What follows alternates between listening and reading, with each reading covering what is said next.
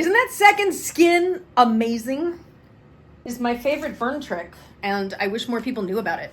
The reason I like second skin is because what happens when you get burned is you dehydrate, right? So the reason you form blisters is because your body is trying to get hydration to the affected area and make it heal. When you put the second skin on it, all the second skin is really is water in a pad.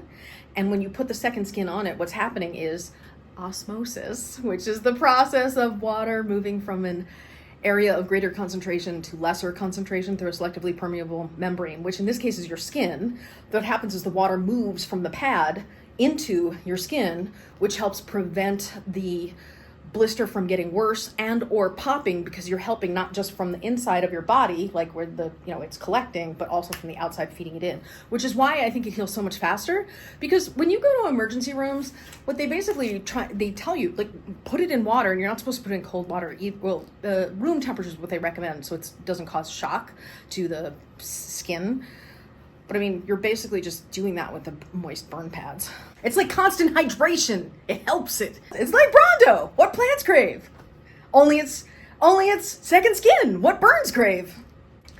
Brondo. What plants crave? Idiocracy. Not to be confused with new skin, which is the paint-on stuff that's great if you've got open cuts that you want to close. It's got antiseptic and clove and basically super glue to super glue your skin closed, which I also love, but not the same. And you should definitely not be putting new skin on burns. Second skin, yes. New skin, no. I told somebody about the product and they thought that I meant new skin. I'm like, no, definitely not the same thing at all. In fact, I would guess new skin might actually harm you more than help you in that particular case. I guess it depends on how bad the burn is.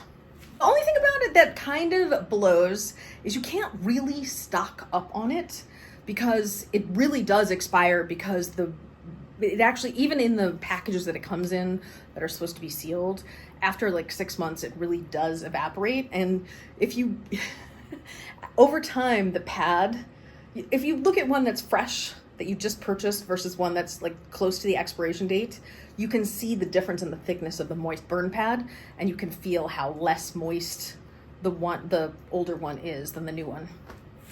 So that's sort of like the one downside, I guess. Alcohol, you can keep that on hand. Moist burn pads, not so much. The moisture just, like your burn, evaporates into thin air.